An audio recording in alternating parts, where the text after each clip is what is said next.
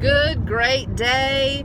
Educators, we are out here putting our best foot forward and just really leaning into God, right? So the Holy Spirit began to work with me this morning and just saying, because this is my first week back with orientations and getting children their devices and getting prepared for remote learning. And I'm not gonna lie, it's been frustrating, it's been different, it's been out of the norm. And so I'm just seeing a lot of my colleagues, I'm seeing friends even on social media that are educators just feeling really agitated and feeling like they're being persecuted, right? And so many times we like to give the enemy the credit for that. And God reminded me of the story of Philip in Acts. So if you go run over there, between like Acts, 6 and 8, something like that. Philip is in Jerusalem. He was one of the disciples in the upper room that got to experience the falling of the Holy Spirit on them. Like, how awesome. What a great place to be. I would even probably say they hashtag that best life ever, right? Like, you got to witness and experience the fresh wind and the fresh fire of the Holy Spirit.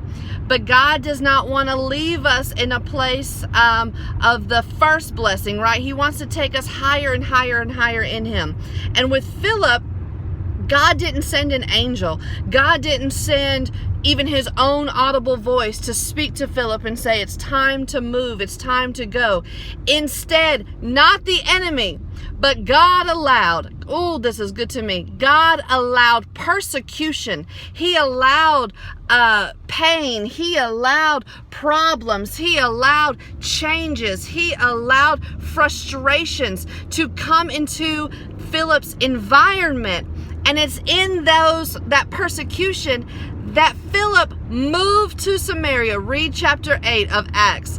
It's in chapter 8 that you see great things that happen to and through Philip, because God allowed the persecutions to come to him and it forced him to move. It was almost like a supernatural quantum leap. Like, it should have taken him longer to get from Jerusalem to Samaria, but he got there suddenly.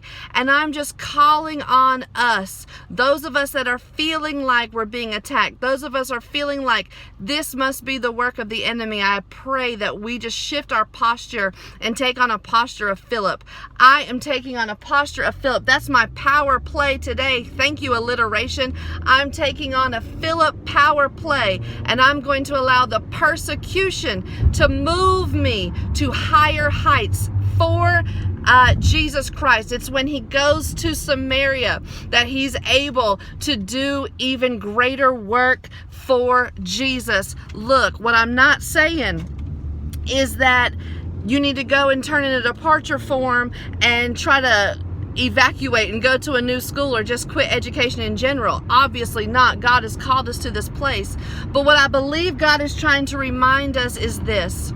We are so used to, we've gotten comfortable in Jerusalem. We've gotten comfortable in what it was like to be face-to-face teachers. And we've got comfortable of what it was like to set up our classroom normally like we've always done. And God is calling us to a place of Samaria. So I am not going to fight back. I am going to ride this wave. And I believe that God is going to do a supernatural, suddenly accelerated shift, that I'm going to move into a place of Samaria where Jesus Christ will get the glory, that souls will be saved, and we will do kingdom work. I hope I got some people that will take on a Philip posture with me. And I just thank God. I thank God for another opportunity. I thank God for relationship. And I pray for you that you will pause today and make a power play. Power plays aren't always about being defensive. Power plays are about being offensive.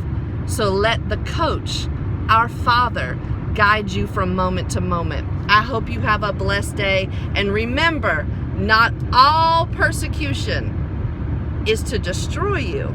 Sometimes God allows it to promote you. Have an awesome day.